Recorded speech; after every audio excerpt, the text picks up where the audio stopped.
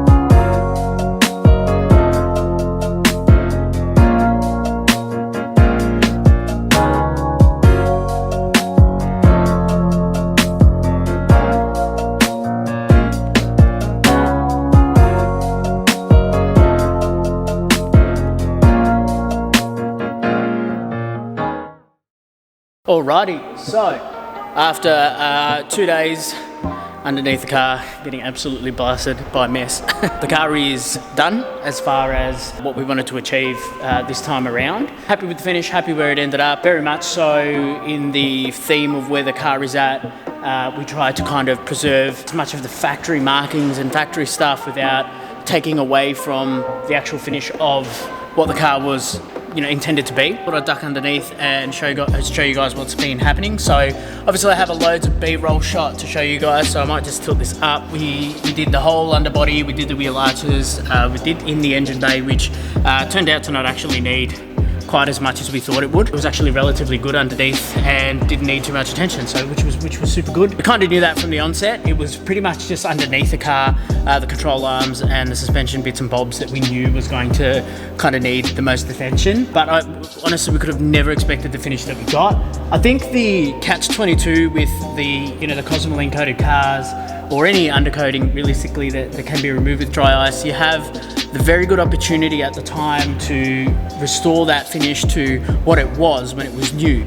Some of these things that we've uncovered throughout this dry icing haven't seen the light of day for 30 plus years. So it's really, really impressive the way things came out. A lot of the stuff looks factory finished. So a number of suspension arms up and around here, which I'll have some B-roll shots to show you, came out just outstandingly. Like, the finish is ridiculous. It doesn't even seem like the same car. This control arm, which isn't a factory item but has been changed at some point, that came out like unbelievably, and the B-roll for that is mega. Moving over here around the front end, the suspension and all that sort of stuff, really, really good outcome here in terms of how it came out. There wasn't a great deal of hiccups that we ran into, but it was particularly tricky in terms of accessibility to certain places in where we were doing some of the work. So like in the front end, because they've got like 5,000 suspension arms, it's quite hard to get in those certain areas without having to contort quite a bit and change nozzles quite frequently in order to be able to get the right one, to get the right access. In terms of the chassis rails and everything, all the coating was in relatively good condition. There was no rips or tears or anything.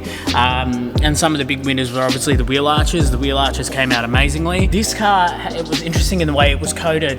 So it obviously had the standard sort of bedliner style coating underneath. And then in certain places, I think it might be overspray from where they do the sort of like that black strip at the base of the car. There's quite a bit of overspray in certain places, so it became a little bit tricky in order to make it look consistent as possible. As you can see throughout here, there is some areas that you can see here, that's all black paint. So that's paint that's come from overspray from the side, as the side has that little black strip. When you're attacking these sort of areas, in order to keep it, I guess, original and to keep it looking the way that it should be, you've got to kind of pick and choose your battles in terms of how hard or how aggressive you're going to hit certain things. In that case, what we wanted to do is kind of keep it as uniform and as original as possible. So we did have the choice to either, crank up the power and then really start battling on with, that paint that's on the coating. And then you run the risk of doing irreversible damage to the coating. Everything around the differential and the rear end came out really, really nice. All of the fuel lines and everything else came out really well. Most of the exhaust shields looked pretty good. In terms of this one here, this has been one of our biggest winners. So this was absolutely coated in Cosmoline. It came out really, really good. So it got a good finish. Only this side had kind of been exposed, so we kind of had to balance how hard we were going to clean up this side in comparison to the far side, so it wouldn't look too awkward or uneasy. Yeah, there was a couple of challenges with it. It wasn't as straightforward as, say, an uncoated car or a modern car that is essentially just covered in grime, as opposed to coatings, paints and things like that. So really happy with what we had to work with and the rewards that we got from the work that we did. So really happy. It was a long-winded task to do as much detail as we wanted to do, like the wheel arches and stuff like that. So really, really happy. I kind of feel like this is drawing towards the end of the restoration of this particular car in terms of what we can really control. We could probably paint a few panels on the top side and stuff like that, but it takes away from the honesty of the car. The car's a super honest car now that it's had the underbody all done, the wheel arches all done. The overall consistency of the finish is mega, because it doesn't look like concourse or whatever, but as I said from the onset, it wasn't what we were kind of chasing with this car. There will be something in the future that maybe we'll try and get to that concourse level, but at this stage, obviously, the honesty of this car and the story of this car is just too good to try and perfect and take away the character of the car. I am a sucker for patina, and I know that people say patina is just an excuse for poor maintenance. In my terms, I do like the things that I have to have character, and this particular car and what it stands for us is now exactly where it needs to be. So like I said the last time around, probably put some more Ks on the car and just enjoy it for what it is now. And we're not we're going to be mindful of what the bottom of the car looks like. We're not going to drive through puddles, but at the end of the day, it's still a car. It still has a purpose, so we'll use it for that and we'll enjoy it for what it is. But I feel like we've kind of given the car the life that it deserves. So really happy with the results, and yeah, onwards and upwards. I don't think there's a great deal left in terms of this project. Still haven't got those badges as of yet, or the rear badge as of yet, but when we do, we'll update you guys with that. But other than that, I hope you guys enjoy the B-roll. I hope you guys enjoy the video. As per always, like and subscribe if you are enjoying it. I'll have some links to the other episodes if this is your first exposure to this project. So I'll put the links in the video, and thanks again for watching this series, and we will have something coming soon. We are working on getting something else, whether or not it is of a similar vein. It might be something completely opposite, we don't know yet, but we do have a particular car in mind. It might still be German, but sort of a similar vein potentially. We'll see what happens. So yeah, thanks again for watching the video, and I appreciate you guys following along in the journey.